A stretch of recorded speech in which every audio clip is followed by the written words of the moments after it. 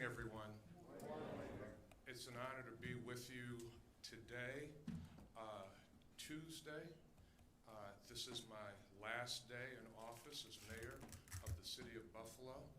I have submitted my resignation, and my resignation will take effect at 9 a.m. This morning, Tuesday, October 15th. It is good to see so many of our commissioners, directors, city staff, community members, deputy mayors. I appreciate all your service, and what I have been able to do as mayor this past almost 19 years would not be possible without all of you in this room and without the people of Buffalo. As I conclude my chapter as mayor of the city of Buffalo, I do so with immense thanks and gratefulness to the people of Buffalo. Everything I have done in public service has been out of love for the people of Buffalo. And through all of the highs and all of the lows, the people of Buffalo have always inspired me and stood by me and made it possible for me to do the work that needed to be done as mayor.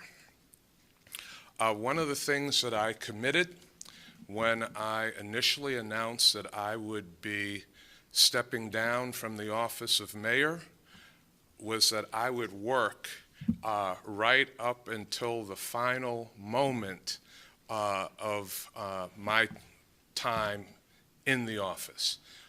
I've done that. This past week was another 7-day week, which many of my weeks as mayor of the city of Buffalo have been 7-day weeks. You know, many people didn't see that, perhaps didn't recognize that.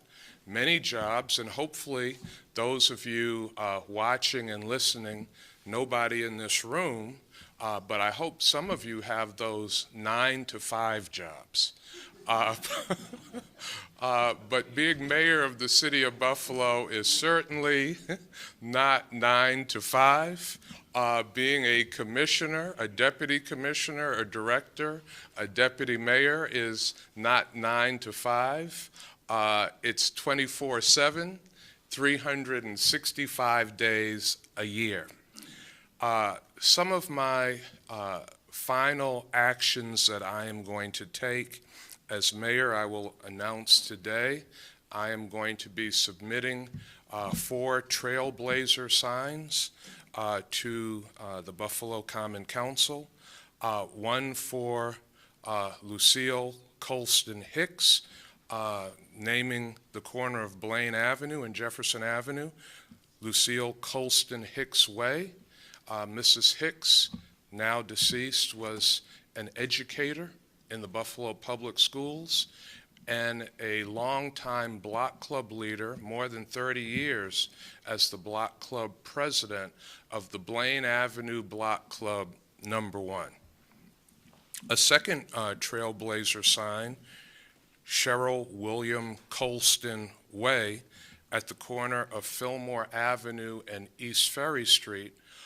He was the longtime owner of Colston Mobile, a pioneering and legendary business leader in East Buffalo, owning his mobile station for more than 30 years, inspiring a lot of other business people, and generously donating to so many different causes throughout the community. The third trailblazer sign, in honor of Ms. Brooksy McCutcheon. So Brooksy McCutcheon Way at the corner of Landon and Humboldt Parkway. Ms. McCutcheon was an average resident, an inspirational resident for her community and family. She passed away at 108, and imagine imparting love and wisdom to people for 108 years.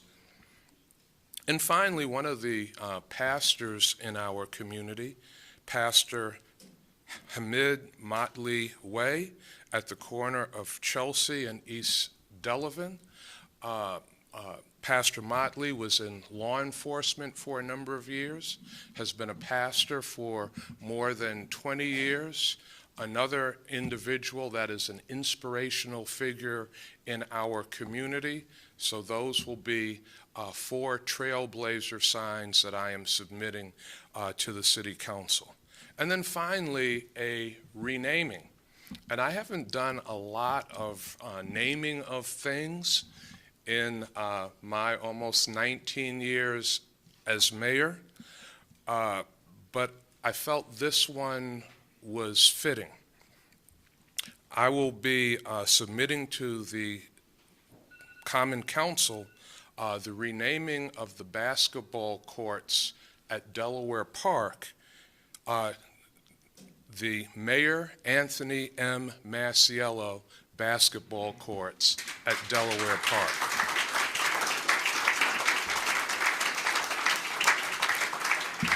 As you know, Mayor Masiello is my predecessor.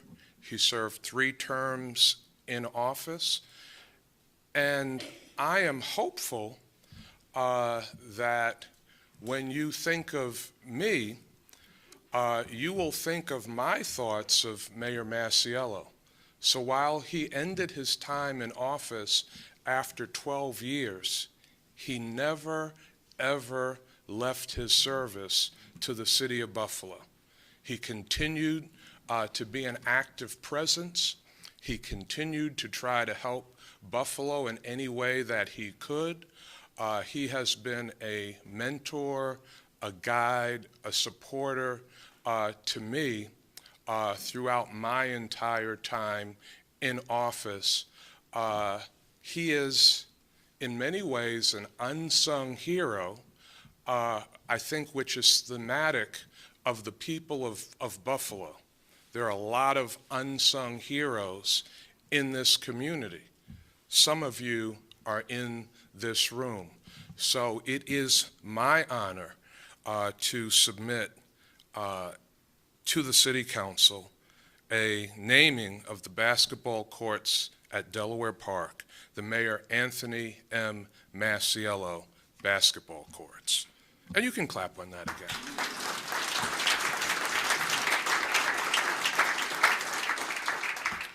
So we have had many highs.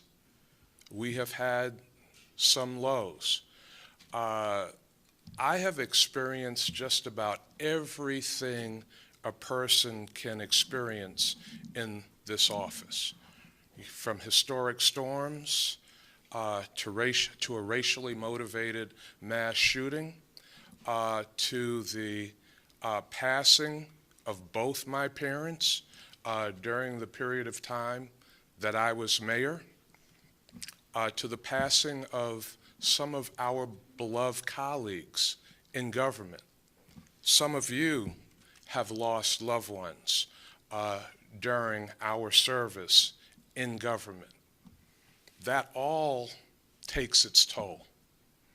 But one of the things that has kept me going is the inspiration from the people of Buffalo and the love for our community. I'm going to talk about love a lot, because you don't do this job if you don't love the city, if you don't love the people, and if you don't want to make a difference. I will share something else with you. It's very personal, makes me a little emotional when I think about it, even to this day, something that very few people know, but I am a cancer survivor. In 2004, in the lead up to running for mayor, during a presidential campaign, I was diagnosed with prostate cancer. And was a very scary time for me and the family. And I think about my wife and son and everything that they have sacrificed over the years. Well, that year, our family vacation was going to New York City, where I had a operation for the prostate cancer at Memorial Sloan Kettering. And I remember staying in the hotel room recovering at a time when I should have been at the Democratic National Convention, and that was our family vacation. I want to recognize my family in that moment, my staff in that moment, and some very close friends.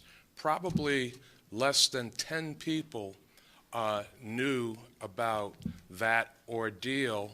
But again, the thing that kept me going was love for our community, love for the people of Buffalo, and the inspiration and strength that I draw from this community every single day. I've been asked about the reason for stepping down as mayor. And I would say that one of the main reasons is that my wife and I are helping to raise our now 6-year-old great-nephew and 7-year-old great-niece. The children came to us when they were 3 and 4. And I see the time that my wife puts in. I see the sacrifices that she makes to make sure that the children grow up healthy and safe. And I think back to my years of service and the times I might not have been there enough for my own son. I don't want to have that happen again in the lives of these children. So probably the main driving reason that I made the decision to seek another opportunity is so that I would have more time at home to help in the raising of these precious children. And for all of us in our city and in our state and in our nation, we have to think about how precious the children in our lives and in our communities are. We say our children are our future, but we don't do enough to invest in them, to protect them, to support them, to lift them up and put them on the right path. And hopefully, through this action, I will be able to do that with these 2 children. I will finally like to say to all of the deputy mayors all over the years, the current deputy mayors, all of the commissioners, the current commissioners, the deputy commissioners, the directors, the city staff, more than 3,000 of you. You don't get enough credit for what you do. I see the employees in city government putting heart and soul into what you do every single day, trying to make a difference in the lives of others.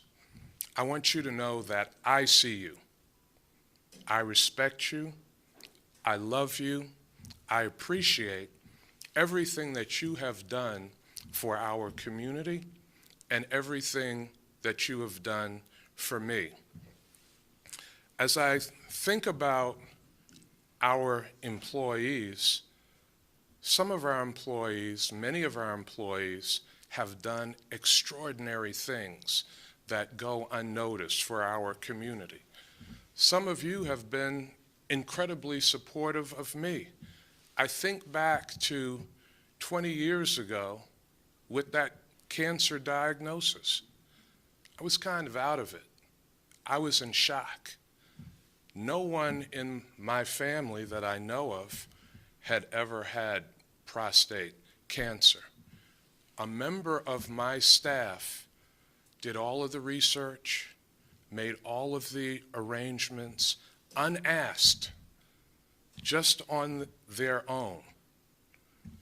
And 20 years later, I'm standing before you, cancer-free and healthy.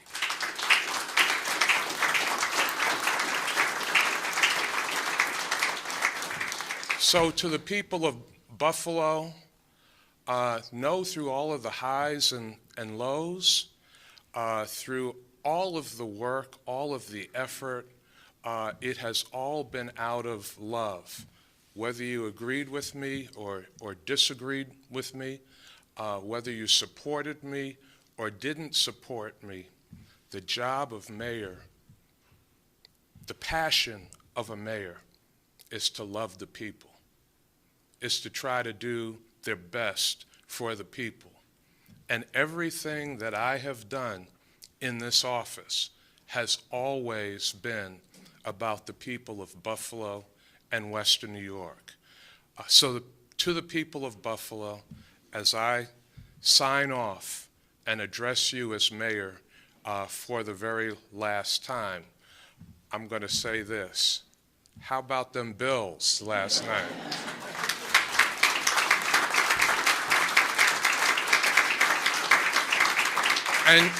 And you know what? The Bills, like the people of Buffalo, yesterday it wasn't pretty. It was gritty. It took toughness. It took heart. It took resilience. And at the end of the day, the Bills came out victorious. That's who we are in Buffalo. We are winners. I grew up in New York City. I came to Buffalo when I was 17 years old to attend college. Not to disparage the place of my birth, New York City, but I love Buffalo. And I say to you that Buffalo is one of the greatest cities on the planet, and the people of Buffalo are some of the best people in the world. I thank you. I love you. God bless the great city of Buffalo. Thank you all very much.